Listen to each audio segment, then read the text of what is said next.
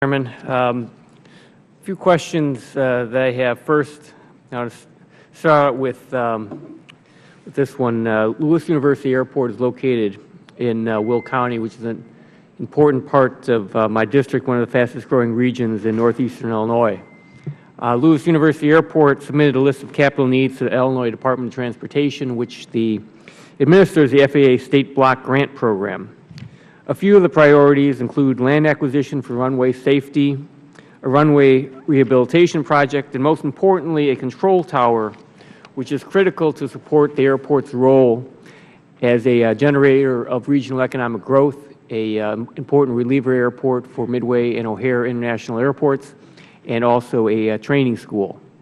So I appreciate the meeting that we are going to have next month to discuss these important needs. I look forward to that meeting and in discussing what potential ways there is for the FAA to fund these projects, especially the control tower. So that sort of leads me to a more general question. I'm wondering if you can provide any updates on the remote tower initiative that's ongoing.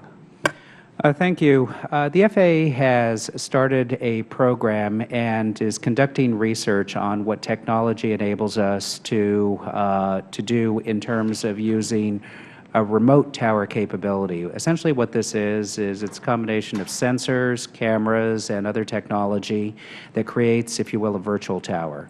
The controllers that are actually removed from the facility in question have the ability to operate it as if it is a tower that is located on the field. This is technology that has been deployed in some very remote regions of the far northern parts of Europe, and we've been focused on working with that. We do have a program that we're doing in conjunction with the Commonwealth of Virginia to actually test this here at Leesburg Airport.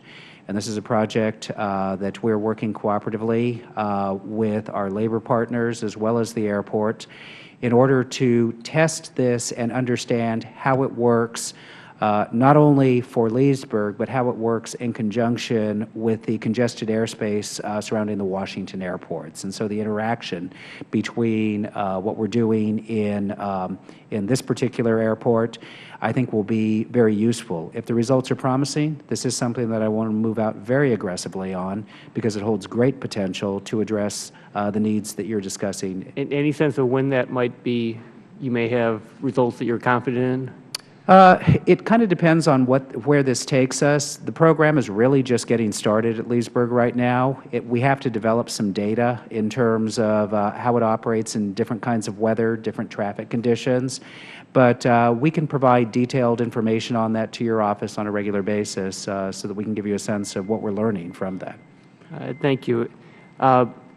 Lewis University is one of the 36 air traffic collegiate training initiative schools, and students from my district and across the nation chose to attend Lewis because of the advantages that CTI schools provide.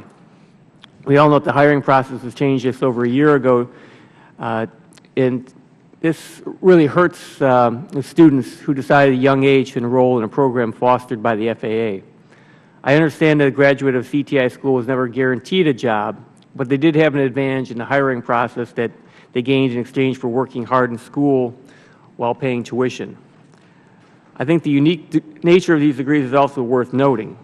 While a CTI graduate with a specialized degree can always pursue a different career path, the window to become an air traffic controller closes shut at age 31, and there's no going back. So I'm wondering, I'd like to know what the FAA is planning to do this year to build off the language of H.R. 83 to help students who enrolled or graduated after the hiring changes. Now, I understand the purposes of the hiring changes, but I'm concerned about the students who have put all the time and effort and money into the CTI programs. Sure. We are implementing the provisions of the piece of legislation that you mentioned in this year's hiring program, and we have identified all the individuals that are affected by that going forward. I'd like to step back and talk about the broader point that you make about the benefit of the education program that goes there, as well as the point about there being no guarantee. This is a highly competitive job. We received 28,000 applicants for 1,600 positions, and so under any scenario, there will be a lot of people that would like the job that don't get it. But of those that we selected, 2/3 were CTI graduates, which I think indicates the value of the CTI education and how it positions people to compete for this highly competitive profession. Thank you. I'm out of time. I yield back. Thank you. Mr. Rokita.